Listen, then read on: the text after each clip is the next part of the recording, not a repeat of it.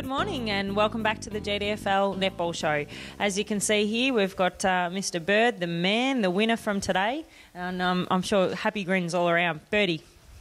Hello everybody out there in netball land, and yes, it's true, Bird is very happy today. Very happy.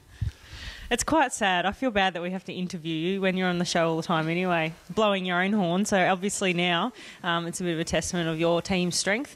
And how do you think you went today against Corio in A grade? Look, it's an elimination final. They're always tricky games, and you know that there's no second chances. Once you've had that loss, then there's no more. Your season's over and done with. Probably within the first 30 seconds of the game, we lost our wing attack, and that was a major blow. And I've had to move my wing defence into wing attack, and it's a position she really hasn't played that often during the season. Maybe a full game in total she's played there. Justine Radford.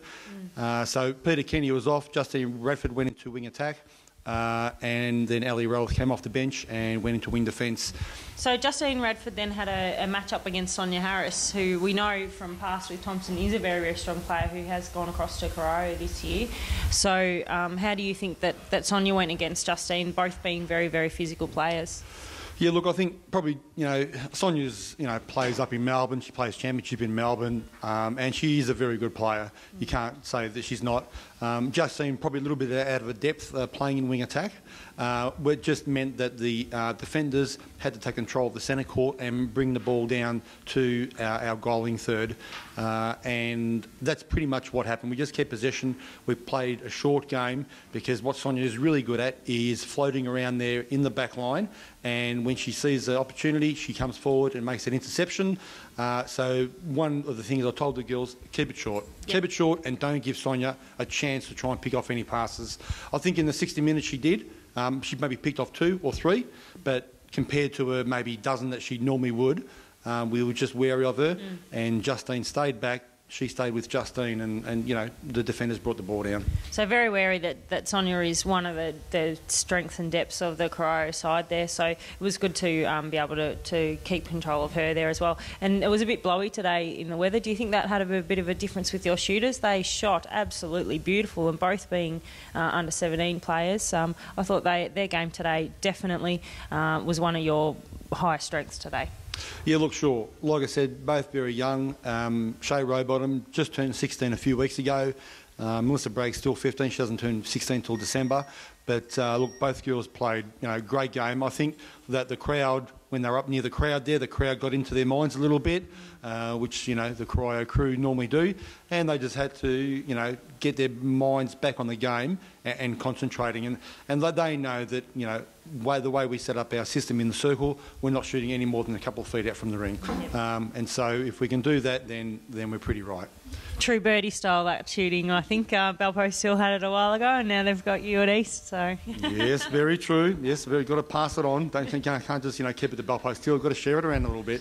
Now, Birdie, injuries from today. You said that you had to bring off the wing attack first in the first 30 seconds of the game. Were there any other injuries, and do you think that's a bit of a worry for you for next week? Well, last week when we played Belpost Hill, we were missing a wing attack through that knee injury that she had. So we weren't at full strength, and we really did miss her. So hopefully next week when we play Belpost Hill again, hopefully we'll have her back in the squad, and we can see where we go from there. Time will tell, I guess. Yeah, absolutely, Fiona. Just have to wait. It's a waiting game now. I think between now and then, I'll probably get her into the hyperbaric chamber and try and get a recovery, up to scratch by Sunday. So, confident about next week's game, or you think it's going to be a tough one? Look, it's always tough when you play Belpost Hill. We've won 1 by 12. They beat us by 1 last week. So it's going to come right down to it. And I think it's no secret, Kim Martin's the key there. And if we can shut Kim down, then, we're a good chance. We're a good chance. It's a great battle between our centre court and their centre corner as well. And hopefully, the young girls, my young shooters, they just keep their minds on the game. And, they come through next week. Yeah, so not listening to you yelling and screaming on the sideline. Man up, man up! I must say, Birdie, you're more controlled on the Saturday rather than the Sunday. Yeah, very, very, Birdie. We're quite proud of you. Well, my goal defence came off and she said I was quite good today. I didn't think so, but she said she didn't hear me that much. But no, there you go. The B grade had a 1-goal win again today as well. We knocked Corio out of B grade, and the C grade won as well. So we've had a good day from East Geelong. So is this the first time that you can recall that East have gone through in the four senior sides and continuing on in the second finals? Well, it's the first time that East have had all senior sides in the finals. A, B, C and D have all won. So they're all through to next week. And the 17s and 13s are through to next week as well. So fantastic, so 5 out of 7. Yeah, looking good at the moment. And you coach all the senior grades there, Bertie? Or primarily A and B. Yep. Karen Rowbottom's the C and D grade coach, and I just assist her where I can. Yep. She's done a good job there as well. So pay rise on the cards. Pay rise? What are you talking about? Do we get paid? Where's Christy? Oh my God. So what do you think about the other A-grade game for next week? We've got Winchelsea and Werribee, and if you win next week, it's through to the grand final against the winner of there. So how do you think that your girls will go there? Yeah, look, Werribee and Winch, the long-awaited showdown that didn't quite occur, and it'll be a great game. Werribee, just watching them against Belpost Hill yesterday, just wow, they're a really great team. And, even before the game began, Werribee were out there in the rain, the hailing rain, warming up, and Belpost Hill were underneath their little shelter there. So as soon as I saw that, I thought Werribee were going to win the game. But look, Belpost Hill next week, as you know, Terry Corrie, coach at Belpost Hill, him and I have known each other for a couple of years. Look, I don't know, it's going to be tough. The team that comes with their head screwed on properly, they're going to team that wins today. That's right. Finals are a totally different kind of game. The pressure of the crowd and the step up from the players and everything. It really is. It's a hard game, and I think those players are a little bit older sometimes do very well in finals, or the people who have had a lot of experience in there. Your thoughts, Bertie? Look, for sure. And I was a bit worried today. Coming up against Corio, you had Sonia Harris, Nicole Traynor, Amy Barton. You had some really old heads. Not that any of those girls are old, but they have played. It's the finals many experience. Years in finals. Absolutely. their maturity, the maturity. Saving you here. I should have said that. I think at the end of the day, look, my young girls, and really, Brittany Chapman, she's just turned 18.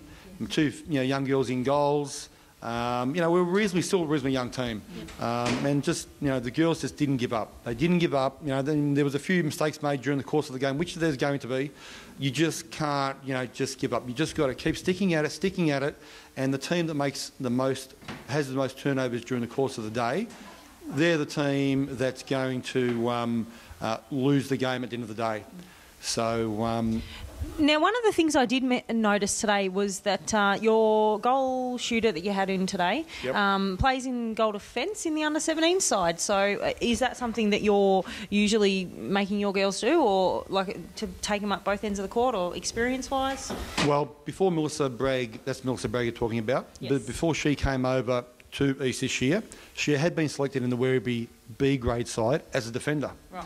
So she is actually a really good defender. Yep. So Karen Rowbottom plays her in defence in under-17s. Yes.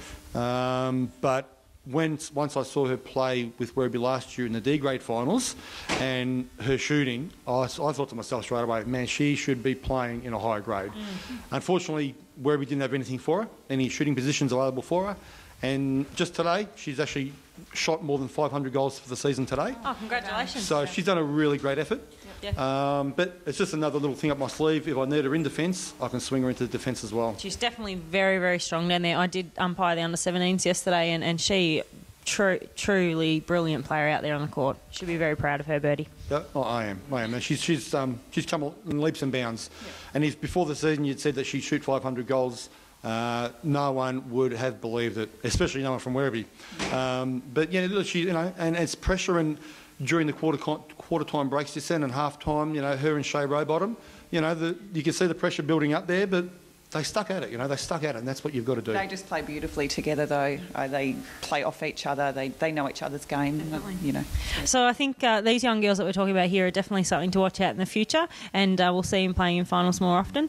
Bertie, good luck next week, and thanks for joining me and Fiona on the show today. Thank you very much. I know that you love being in the camera, in the limelight. Just between you two girls. Hello. We're very close today. Thank you, and we will catch you all next week at the finals. Bye-bye.